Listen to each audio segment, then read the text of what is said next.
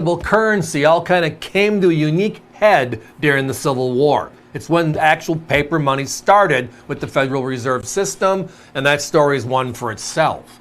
But the one component that was kind of right in the middle, wedged in there, when the U.S. Mint stopped releasing copper, silver, and gold coins to the American public early on in the Civil War, what happened?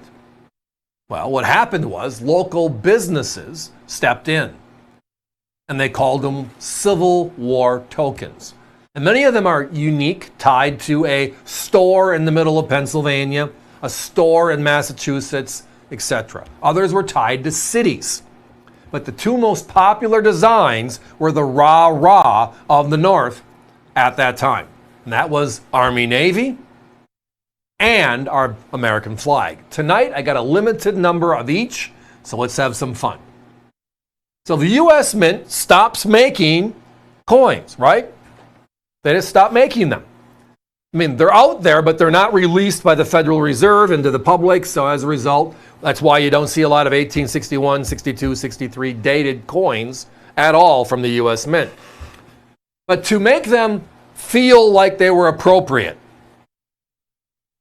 a lot of the businesses, a lot of the cities created national thematics. Things that would look like, right? And many of them won't even say like this one, the flag of the Union, right? 1863. Army, Navy, 1862, etc. These are all coppers. They were made of copper at that time. They will have various reverses. The obverses are all tied together. So the unique part was, like with Army, Navy, you would see a place in Pennsylvania, a place in Maryland, right, a place in Massachusetts, all putting out a token to use as a 1-cent piece. It must be preserved, the phrases and so forth, various actual companies or actual cities, or the other option you're going to see here. It's just a fun part of U.S. history. Now, the other part at this time was what? Since the U.S. Mint wasn't making anything, the U.S. Treasury kicked in and started making paper money. Paper money became part of our vernacular during the Civil War. The IOUs, etc. at that time. But the actual coinage, if you could call it that, were the 1 coppers, the small cent size pieces. Remembering that the large cent, the first coin ever made by the U.S. government, 1793 through 1857. And then we shrunk it to the Flying Eagle cent in 1857 and 1858. And then in 1859, the Indian head cent. All of these Army, Navy, all of these flag tokens, Civil War tokens, were the size of the small cent that we currently still use today. Now, over the last 6 months, we bring in a grouping of Civil War tokens on a regular basis, look at them, and we pull the national thematics, the Army, the Navy, the flag, preserve the Union, etc. thematics versus store in Pennsylvania, etc.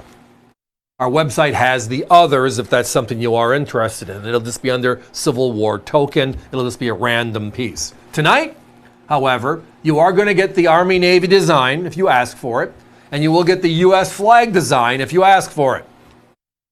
Guys, give me a 1-minute clock, please. Didn't have a lot of these to start. As you can tell, all of ours are hand-selected, beautiful, homogeneous looking coins, collector quality coins.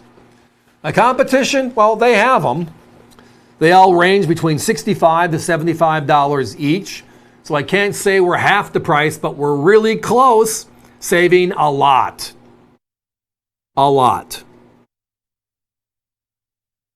But again, let the U.S. businesses solve the problem, right? How many times have we seen that in the last 150 years? Let business take its course. Let business be part of the solution. And in this case, the government couldn't. They did. Commerce will go on, and it went on in the form of 1 copper called Civil War tokens, used throughout the war. Oh, by the way, when the war was over, the government referenced these all need to be destroyed. You have up to a year to send them in, bring them to your local bank, etc. And after that, they're no longer legal tender status. The war is over, the coins are being made again, etc. It's a crazy part of history. We just don't see a lot of it. Glad we got to spend a few minutes. Let's be moving on.